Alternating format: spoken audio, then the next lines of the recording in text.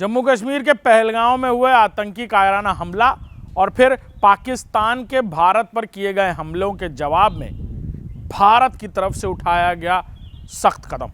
Operation सिंदूर, जिसने 9 आतंकी launch pads को निस्तोनाबूदी नहीं किया बल्कि पाकिस्तान की आतंकी मंसूबों की हिम्मत तोड़कर रख दी, जिसके बाद से अब डीजीएमओ में दोनों देशों के बीच हुई बैठक में पाकिस्तान की तरफ से जहां पूरी दुनिया के सामने झोली फैलाकर युद्ध विराम की बात कही जा रही थी, वहीं डीजीएमओ की बैठक में भी सीमा पर दोनों देशों की सुरक्षा व्यवस्थाओं और साथ ही साथ सीमा पर चौकसी और गश्ती को भी हल्का करने को कहा गया है।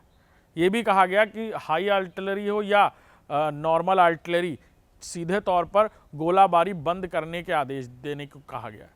दोनों देशों के बीच हुई डीजीएमओ की बैठक को लेकर यह भी बात सामने है कि पाकिस्तान पूरी तरह युद्ध विराम के नियमों का पालन करते हुए सीमा पर चौकियों में और साथ ही साथ अपनी आर्टिलरी फोर्सेस को भी पूरी तरह पीछे हटने का आदेश दे चुका है।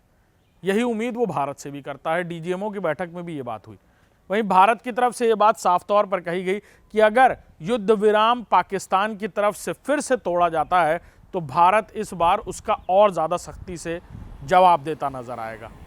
हालांकि ये पहला मौका नहीं जब पाकिस्तान में पीठ पर छुरा भोंकने जैसी घटनाएं की हैं।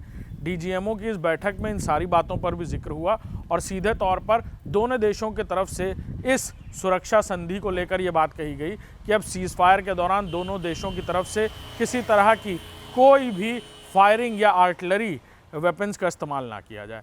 ख़ासतौर पर दोनों देशों की सीमाओं यानी बॉर्डर्स पर तैनात सभी जो आर्टिलरी फोर्सेस हैं या फिर जो बड़ी तादाद में तैनाती हैं, उस गश्ती को भी कुछ कम किया जाए।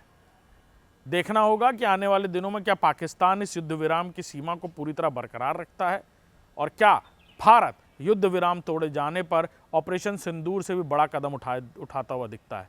नमस्कार।